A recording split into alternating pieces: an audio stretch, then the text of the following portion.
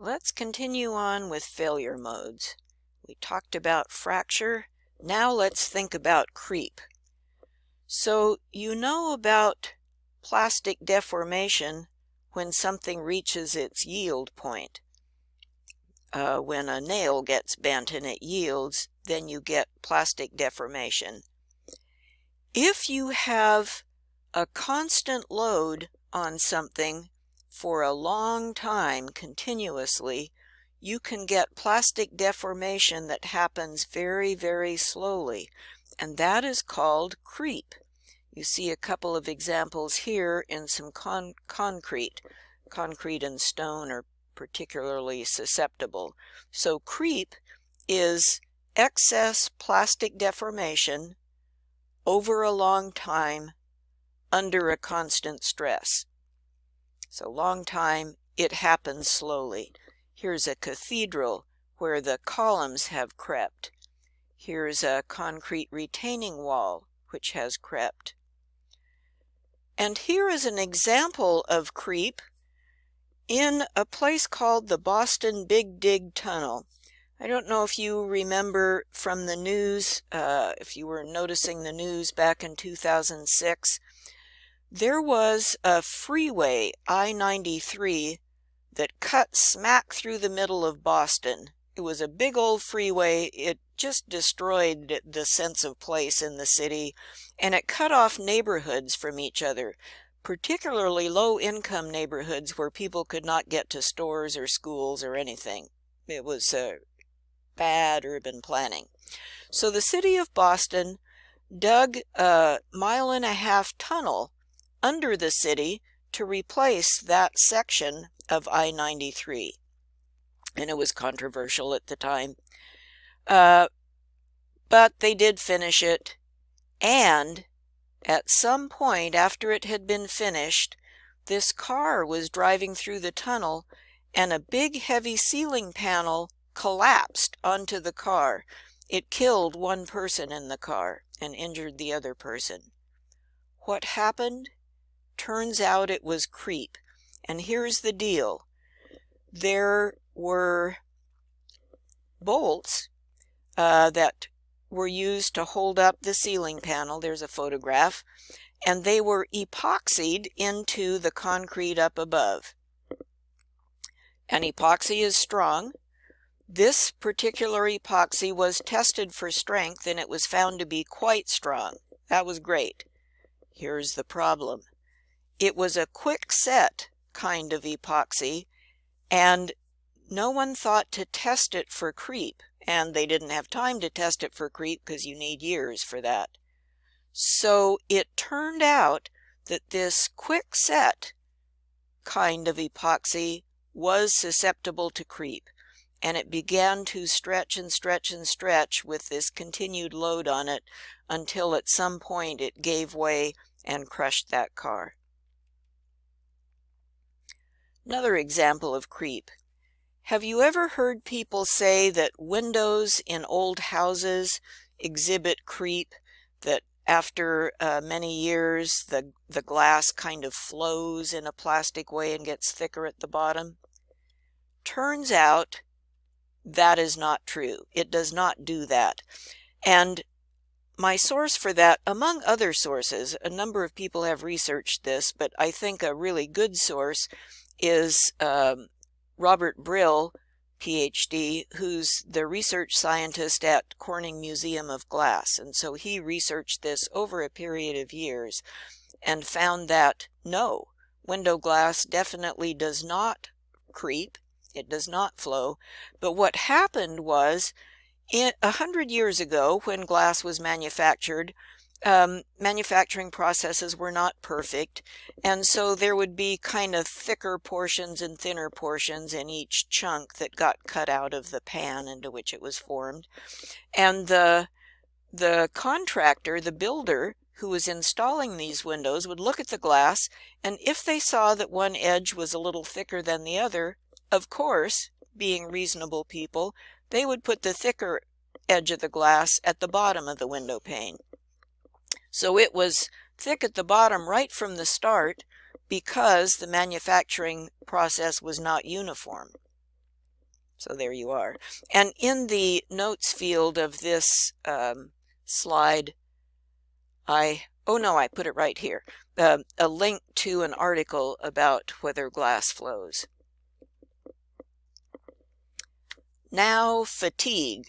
Fatigue is what happens when you have repeated stress, and especially, how do you say, they're fluctuating loads. So either it gets loaded or unloaded over and over and over again, or it gets stress reversals over and over and over again. Tension, compression, back and forth, back and forth. And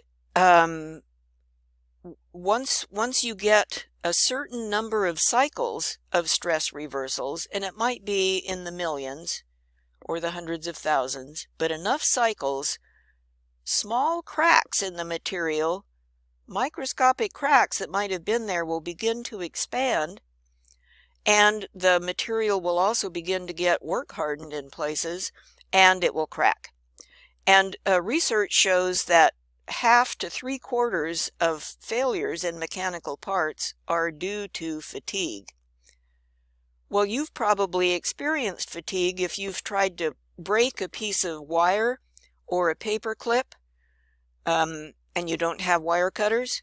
You just bend it back and forth, and after a few cycles of that, the thing breaks. You have caused it to fail through fatigue. And as we mentioned, it's these microscopic cracks in the material that are often at fault. I think it's next week we're going to talk about stress concentration briefly and about how cracks can propagate. Designers look at graphs of the fatigue capability of a particular part or material, and they will graph the amount of stress it takes for the thing to break versus the number of cycles, the number of repeated stress reversals it takes. Remember that 10 to the 6th is a million, 10 to the 3rd is 1,000. So here is a graph, this one is from SolidWorks, of the fact that as you increase the number of stress reversals, the number of cycles, here's a million, the stress that it takes to cause that failure goes down. It takes less stress to fail after so many cycles. All right, on to buckling.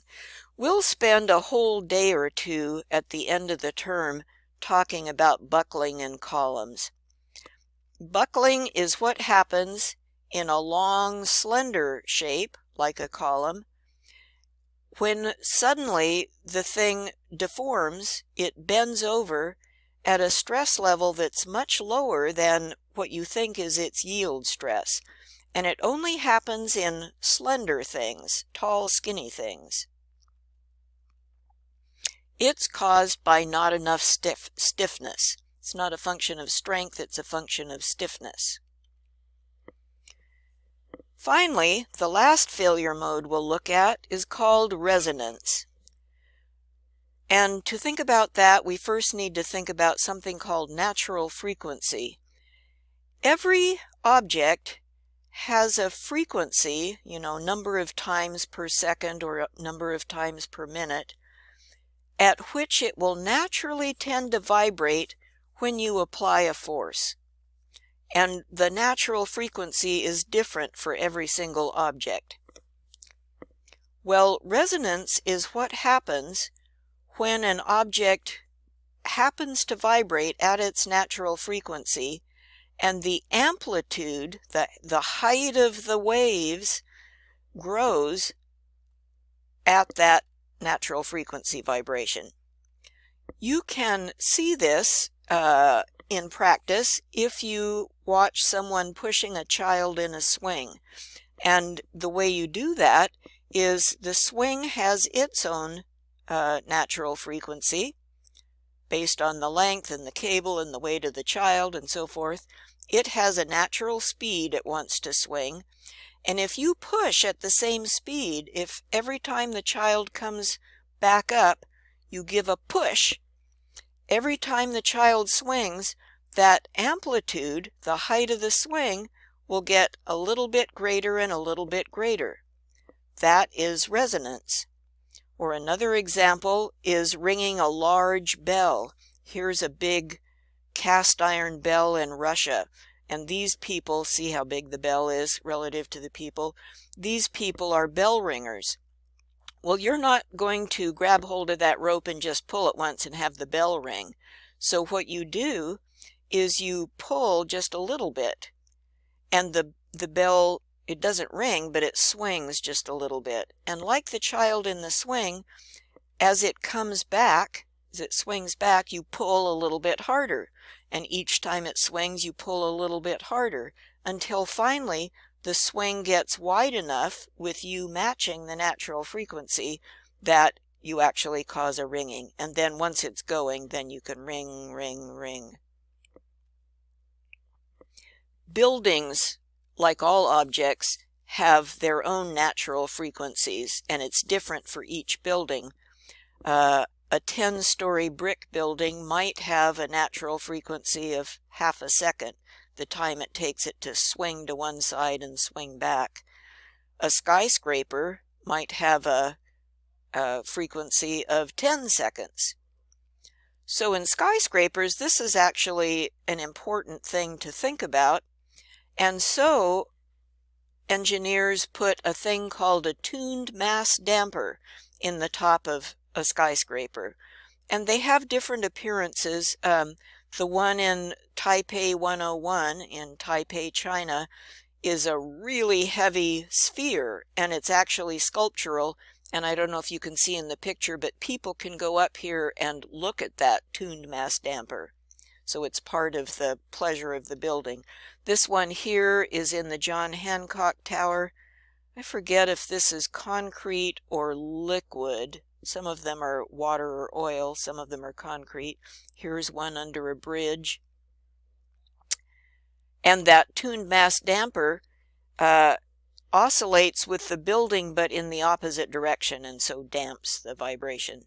Finally, last two slides, resonance happened in a big way with the Tacoma Narrows Bridge in 1940, and you may have heard of this. You may have seen videos of this. So this was a suspension bridge over the Tacoma Narrows in Washington, and from the beginning, it was kind of floppy. It was not stiff. And people nicknamed it Galloping Gertie. And you can see photographs. These are photographs right before it failed, but you can see other photographs from museums of it bending. Well, and here in the bottom right corner is a picture of it when it fell apart. Engineers later determined that it had to do with resonance. There was a wind that day, but so what? The wind was only 42 miles per hour, but it happened that that wind and its motion matched the natural frequency of this bridge, and as the bridge began to oscillate up and down, that wind amplified the motion, just like pushing a kid in a swing.